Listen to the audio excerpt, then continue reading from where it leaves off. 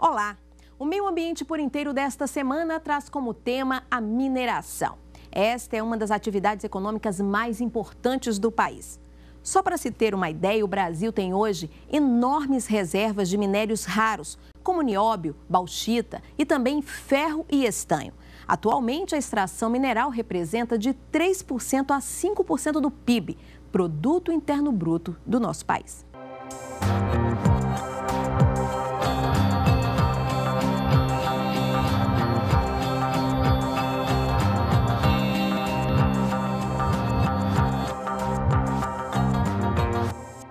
Agora uma pergunta, o que a mineração tem a ver com a nossa vida, com o nosso dia a dia? Tudo. É da mineração que se tem a matéria-prima usada, por exemplo, na construção civil, na indústria e até em rodovias. Uma coisa é certa, a mineração está presente em todos os lugares. Tem talheres, que são feitos de ferro, de ligas de ferro, como alumínio, como outros elementos. Tem na cozinha todas as chapas de granito, de mármore, são rochas que são compostos por minerais. E no celular, por exemplo, toda tela de monitor, tem elementos como nióbio, tântalo, terras raras, e por isso são esses elementos preciosos que têm um alto valor. Hoje em dia tem muita procura para esses elementos que são utilizáveis especialmente nesses monitores, nessa coisa eletrônica. Na construção civil, os minerais estão entre as principais matérias-primas. São rocha, areia, cascalho, brita e arenito. Podemos dizer que a mineração é o braço direito do setor. Outros segmentos da indústria, por sua vez, utilizam os minérios na fabricação dos produtos. O zinco é um metal usado em cosméticos, plásticos, sabão, baterias, tecidos, lâmpadas fluorescentes e até em máquinas de lavar roupa. Pode até parecer estranho, mas os recursos minerais servem até como alimento. O sal na mesa do brasileiro é outro exemplo. E as joalherias? Será que existiriam sem o ouro, a prata e os outros minerais? Como seriam feitos os cordões, moedas e bijuterias? São cerca de 90 tipos de pedras. Uma delas pegou de jeito a Dona Terezinha, artesã há 35 anos. A paixão pela pedra-sabão renova a cada dia a criatividade. Quer ver só? Saboneteira, relógio, porta-copos e joias, lembranças de Brasília, taças e jogos, como xadrez e Resta 1. Quem diria que tudo isso só foi possível graças aos minerais? É difícil de conseguir, mas é valioso pra gente. O carro-chefe são os objetos feitos com pedra-sabão, mas tem também cristais e pedra ágata, uma mais bonita que a outra. De peça em peça, Dona Terezinha mostra que é apaixonada pelo trabalho, com uma marca registrada. O sorriso no rosto. Quando chega uma pessoa e diz, seu trabalho é lindo, seu trabalho é bonito, eu fico mais alegre ainda. A nossa equipe foi conhecer variedades de minerais no Instituto de Geociências da Universidade de Brasília, cada um com característica própria. Parecidos mesmo são os nomes: caulinita, malaquita, calcopinita, magnesita e, ao lado, o petróleo. O quartzo também chama atenção pelo tamanho e pela beleza. Tem até uma representação de mina a céu aberto para mostrar como é feita a extração.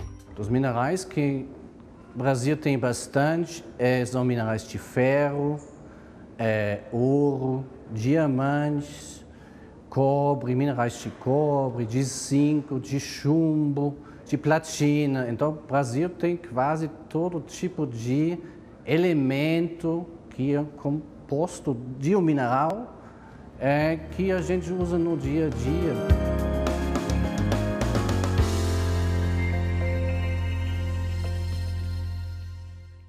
E se por um lado a mineração é uma atividade de extrema importância, por outro, é grande o dano que ela provoca ao meio ambiente.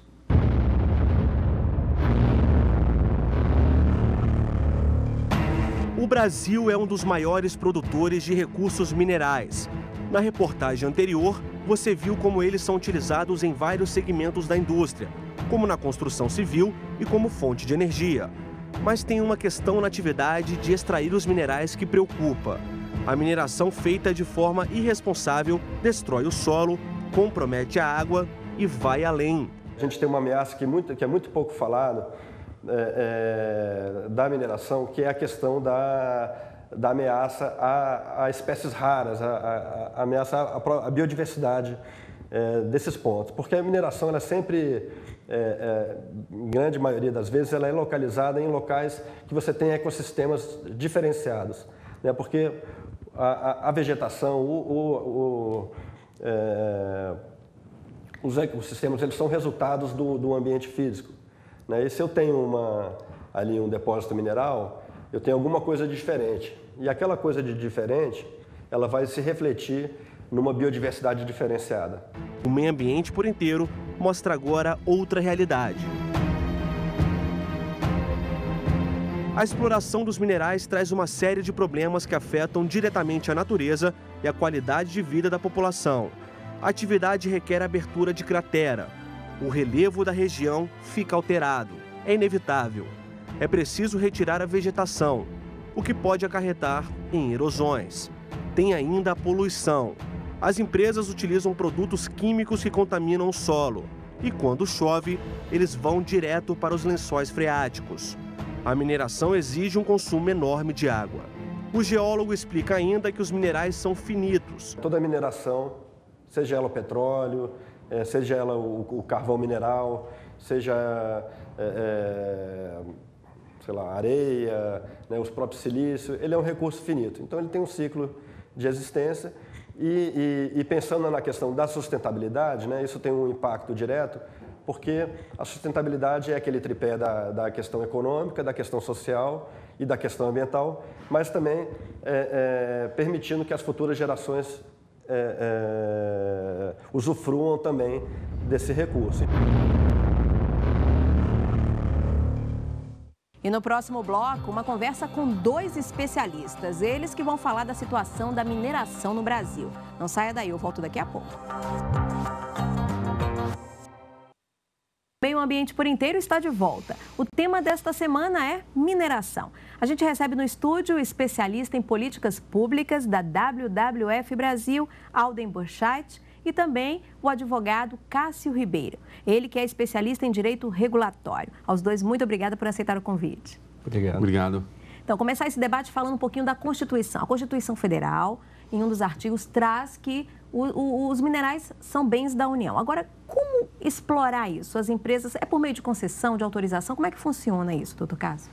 Nossa Constituição Federal, lá no seu artigo 21 e também no artigo 176, estabelecem essa titularidade pública sobre os minerais. Isso significa dizer que qualquer particular que queira explorar esses minerais que estão situados no subsolo devem requerer uma outorga da União, do poder público. Quer dizer, esses particulares devem bater as portas dos órgãos competentes, no caso atual, o DNPM, e requerer, no modelo atual, uma autorização de pesquisa que depois pode vir a ser convertido em uma concessão de lavra. Esse direito de explorar, ele traz exigências, uma lista muito grande de exigências por parte do governo com relação à empresa que tem interesse de atuar no setor? Basicamente, são 2 tipos de requerimentos, né? Nós temos requerimentos propriamente regulatórios, que, enfim, dizem respeito ao procedimento público que está envolvido na obtenção dessa outorga, e aí nós dizemos, por exemplo, em questão sobre comprovação de situação financeira da empresa junto ao poder público, eventualmente constituição da sede em território nacional.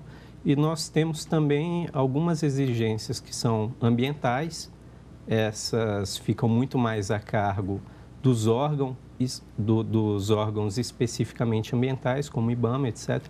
E essas exigências ingressam na outorga mineral, principalmente na etapa do licenciamento. Além da Constituição, a gente tem uma lei, um Código de Mineração, de 67. É um código ultrapassado, está na hora de mudar? Com certeza. A legislação brasileira e, de forma geral, é claro, precisa sempre evoluir e, com a tramitação dos projetos de lei que vão levar o Brasil a ter um novo Código da Mineração, a gente tem uma oportunidade clara, né, de aperfeiçoar essa legislação, adequando ela aos avanços que nós já temos do ponto de vista socioambiental. Infelizmente, o que a gente tem visto até o momento é a tramitação dos projetos de lei do novo Código da Mineração sem a incorporação concreta desses aspectos.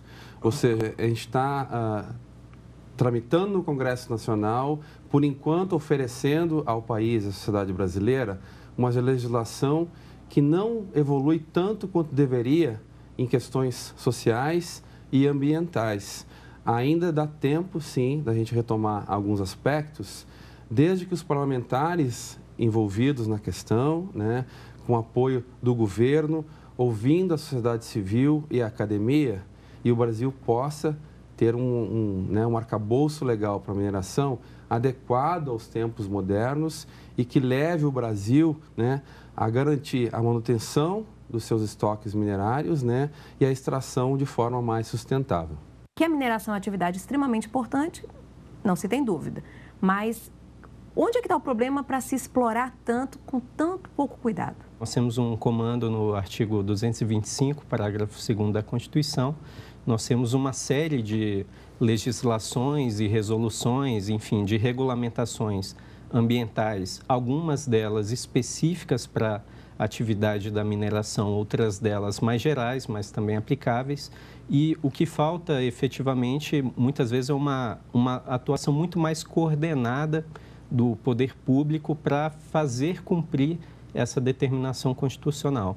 O que nós temos hoje, muitas das vezes, são situações de enforcement específicos, quer dizer, nós temos alguns dispositivos, algumas resoluções, algumas situações que o poder público, às vezes, os próprios órgãos ambientais, outras vezes, os ministérios públicos acabam se voltando para eles e, eventualmente, até mesmo com auxílio da justiça, conseguem fazer, executar o cumprimento dessas determinações. Concordo, Cássio, mas uma outra questão, Daiane, o Brasil é um país de dimensões continentais, extremamente rico em recursos minerais e, como não deveria deixar de ser, a gente tem uma demanda, um aporte muito grande de empresas, de todas as partes do país e do globo buscando a extração desses recursos. Mas a gente tem uma situação interessante que deveria ser abordada de forma mais concreta na tramitação do novo Código da Mineração, que é o passivo da atividade minerária no Brasil. Se nós temos hoje uma realidade onde as empresas são obrigadas a recuperar as áreas de onde extraem seus minérios, no passado não era assim. Então, existem locais em todo o Brasil, com degradação ambiental, de paisagens, populações afetadas em maior ou menor grau. E o problema é que hoje ninguém sabe o tamanho exato desse passivo. Então, nós acreditamos que uma tarefa nobre que os parlamentares poderiam agregar à tramitação do novo Código da Mineração, agregar essa legislação, seria um grande levantamento nacional do passivo na mineração e meios efetivos para que ele seja reduzido ou eliminado. Muitas empresas que atuavam no passado já não existem hoje, fica a questão, quem vai ser responsabilizado, a sociedade vai ter que arcar com os custos, para resolver esse problema, são questões em aberto e que podem ser debatidas e resolvidas junto à tramitação do novo Código da Mineração. Antes de haver esse levantamento, já dá para saber, já se tem uma ideia, quais são as áreas hoje mais degradadas por conta dessa atividade feita de forma irregular? Ou sem preocupação, Enfim, não existe um balanço, das áreas mais ou menos afetadas. O que a gente sabe, e o Ministério Público Federal tem um levantamento parcial sobre isso, é que esse tipo de área se encontra espalhado por todo o país. Nós temos, por exemplo, região sul, muitos locais afetados pela atividade carbonífera, extração de carvão. Temos regiões na Amazônia, como Paraopebas, Barcarena, Caetité, na Bahia, Nordeste, enfim, são inúmeros exemplos, mas que infelizmente não estão listados ou priorizados para uma atuação do poder público ou do setor privado para sua mitigação. Concordo parcialmente com o comentário do Alden. Como cidadão, me parece legítimo que nós tenhamos um projeto de lei o mais, vamos dizer, abrangente possível, inclusive que enderece todas essas questões ambientais, toda essa discussão do passivo ambiental que já existe na mineração. Mas, por um outro lado, a minha leitura é de que o PL de mineração que existe, não só o único, mas, enfim, uns 5, 6 projetos que existem, eles tratam de um assunto diferente. Eles se propõem a ser um marco regulatório do setor mineral. Quer dizer, eles dizem respeito muito mais às condições e às formas com que o particular pode explorar ou os procedimentos que ele deve respeitar para acessar legitimamente o minério do que propriamente questões de passivo ambiental ou questões de preservação ambiental. A gente está falando aqui da mineração que se conhece, aquela regular em que se pediu autorização para fazer isso. E aquela clandestina, aquela errada, aquela irregular, existe? É realidade no país, como outras atividades? Infelizmente, sim. Por exemplo, no passado, a mineração licenciada, né, reconhecida pelos órgãos ambientais, órgãos públicos e afins, consumiu por volta de 5 quatrilhões de litros de água, suficiente para abastecer 8 cidades iguais à capital, Rio de Janeiro. Mas isso é o que está licenciado, né?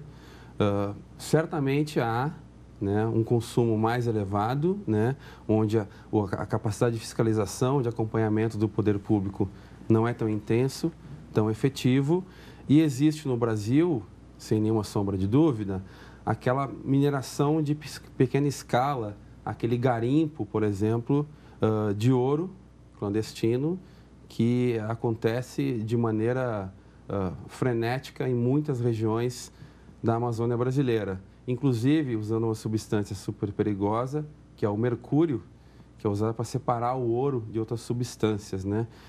Grande parte desse material acaba sendo jogado em rios e outros corpos d'água, né? Contaminando diretamente as pessoas ou através de peixes, né, e outros produtos. Eu acho que é importante a gente lembrar que, fim do ano passado, foi ratificado um acordo entre o Brasil e a França para que esses dois países ajam conjuntamente para eliminar esse problema do garimpo ilegal de ouro entre o Amapá e a Guiana Francesa.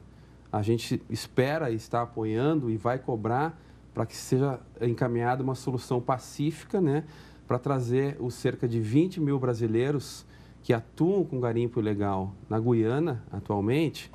Mas essa realidade do garimpo ilegal é comum a toda a Amazônia. Na bacia do Rio Tapajós é estimado em mais ou menos 50 mil pessoas atuando com garimpo ilegal, assim como ocorre em outras regiões do Brasil.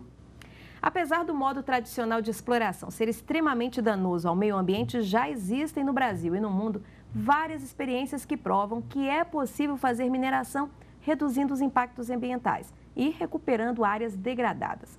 Vamos conhecer uns exemplos de boas práticas. Esta é Poços de Caldas.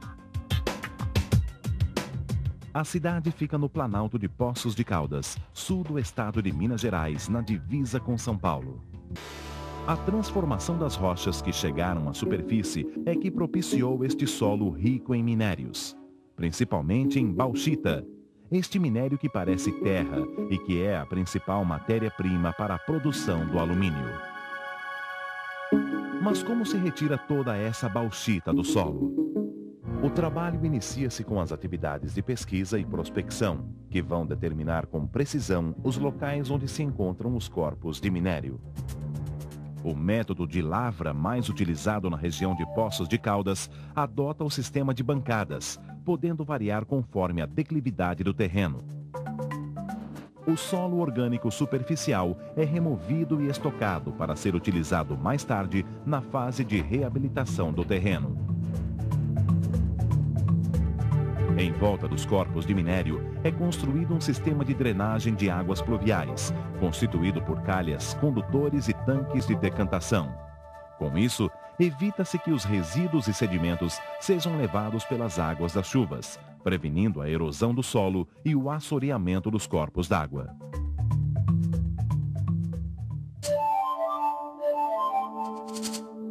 Após o término das reservas, as áreas mineradas são todas reabilitadas. Para tanto, utilizam-se mudas de espécies nativas e o solo orgânico estocado anteriormente.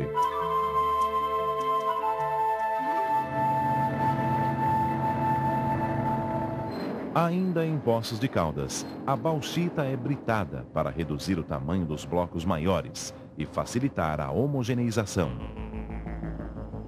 A bauxita então está pronta para ser embarcada em vagões que vão transportá-la até a fábrica de alumínio.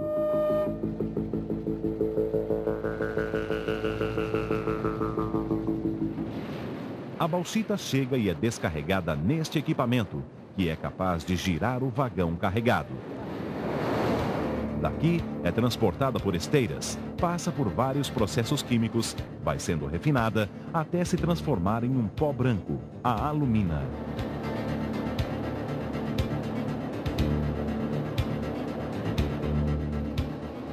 A alumina é então levada às salas de redução. Em cubas como estas, transforma-se em alumínio líquido, graças a um processo físico-químico que utiliza energia elétrica. Daí para frente, o alumínio é trabalhado, esticado e dobrado, transformando-se em chapas, cabos, fios e rolos que vão originar os mais variados produtos que fazem parte do cotidiano de todos nós.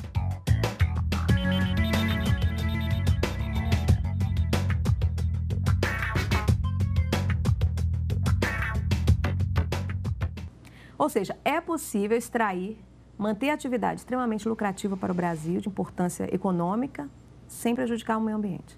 Estamos plenamente equipados com toda a legislação que se faz necessária para que o meio ambiente seja preservado na atividade de mineração, inclusive os instrumentos regulatórios, as formas regulatórias da atividade de mineração hoje já tem uma série de outros caminhos que podem ser melhor explorados. Então, por exemplo, hoje uma empresa mineradora tem que assinar junto ao DNPM, ou, enfim, futuramente, Agência Nacional de Mineração, um plano de aproveitamento mineral, que talvez seja hoje uma das formas regulatórias a serviço do poder público que permite se inserir boas práticas no curso da atividade de exploração mineral.